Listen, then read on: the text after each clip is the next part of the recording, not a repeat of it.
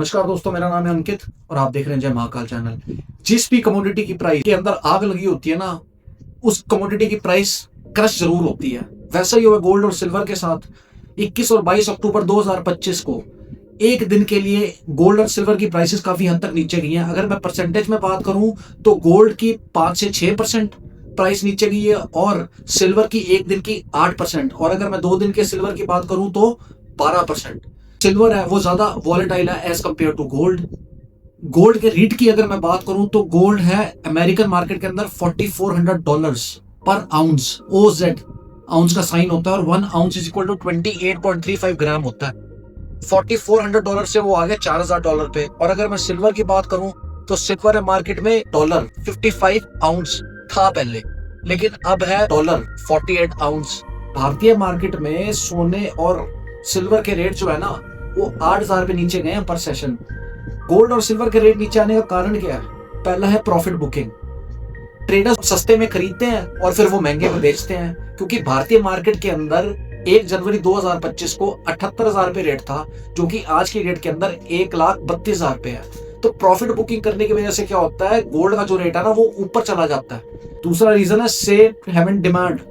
US और China के बीच में जब ट्रेड वॉर हुई ना तो लोगों को लगा यार ये तो डिस्टेबलाइज हो जाएगी, तो उन्होंने इक्विटी और बॉन्ड से पैसे उठा उठा के गोल्ड में इन्वेस्ट कर लिए। लेकिन आज की डेट में रिश्ते सुधर रहे हैं तो इकोनॉमी भी स्टेबलाइज होगी, तो लोग वापस क्या कर रहे हैं, गोल्ड से पैसा निकाल के इक्विटी बॉन्ड में डाल रहे हैं। तीसरा रीजन है डॉलर जो है वो और करेंसी के मुकाबले स्ट्रेंथन हो रहा है। चौथा रीजन है फोर्स लिक्विडेशन। फोर्स लिक्विडेशन होता है कि लोग अपने एसेट्स को बेच के जो है अपने डेट्स को कवर कर रहे हैं। लास्ट रीजन है लोगों ने अपने फ्लो को इंक्रीज किया है एक्सचेंज ट्रेडेड फंड के अंदर बजाय की गोल्ड में इन्वेस्ट करने के। लॉन्ग टर्म इन्वेस्टर्स है ना, उनके लिए कोई घबराने वाली बात नहीं है। अगर वो 100% अपना पैसा इक्विटी में इन्वेस्ट कर रहे हैं तो 10% गोल्ड में भी कर सकते हैं, क्योंकि गोल्ड के जो रेट है आने वाले टाइम में तो बढ़ेंगे ही बढ़ेंगे। शॉर्ट टर्म इन्वेस्टर्स के लिए थोड़ा सा रिस्की है, और जो फिजिकल बायर्स है ना उनके लिए अच्छा मौका, क्योंकि गोल्ड के जो रेट है वो नीचे गए हुए हैं और जब ऊपर बढ़ेंगे तो उस टाइम पे वो बेच सकते हैं। जैसे कि मैंने आपको बताया 2011 के अंदर गोल्ड के रेट बहुत नीचे चले गए थे, $1970, यानी कि 30% तक वो नीचे गए थे 2 साल तक। 2013 के अंदर बिगेस्ट 1 डे ड्रॉप आया था, वो आया था एक्सचेंज ट्रेड फंड लिक्विडेशन की वजह से। 2020 में कोविड की वजह से दिक्कत आई थी, जिसका 6 महीने में रिकवर हो गया था। उसके बाद जो सबसे बड़ा डाउनफॉल आया था वो 1979 और 1980 में आया था, 70% का फॉल आया था।